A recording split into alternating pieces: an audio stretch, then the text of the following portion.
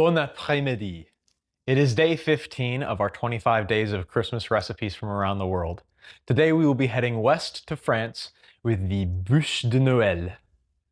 Let's get started. The Bûche de Noël, or Yule log as we English speakers refer to it, stems from an old tradition centuries before the cake even existed. European families, including those in France, carried out the tradition of burning the Yule log during Christmas time. The log was specially chosen and lit to burn slowly through Christmas Eve. The Yule log's symbolism was in its warmth, protection, and the good fortune it represented in the year to come. It was even believed that keeping a part of the burnt Yule log inside one's house would protect it from lightning. However, as the modern home shrunk, leaving behind it the hearths and fireplaces of old, the burning of the Yule log faded into obscurity, to be replaced by the edible version. This edible version first appeared in its modern form in France during the 1800s. In Parisian patisseries, French pastry chefs reinvented the Yule log tradition as a rolled sponge cake. In Le Mémorial historique et géographique de la pâtisserie, the Yule log cake is mentioned in 1898. Although it's not really definitive who invented it, its popularity in France was certifiable, especially after France was liberated during World War II.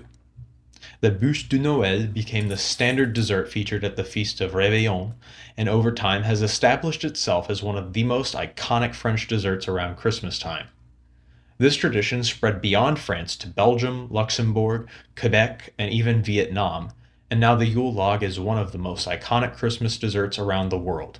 There are even quote-unquote fantasy Yule logs filled with other things like fruit mousses, jellies, and mascarpone creams. For the cake itself, this was fun to make. I picked a great recipe, and the cake is soft and spongy with a deep, rich chocolate frosting that has a strong hint of coffee. I opted for adding espresso rather than Kahlua, and it resulted in a tremendously decadent dessert. I was admittedly pretty intimidated by this one, but it wasn't actually that hard to make, and decorating it was quite fun. I highly recommend this recipe in particular, which, as always, can be found in the comments. And I'll have to give this a 9.6. Thank you so much for watching, and don't forget to come back tomorrow as we head for the Pacific. Adieu.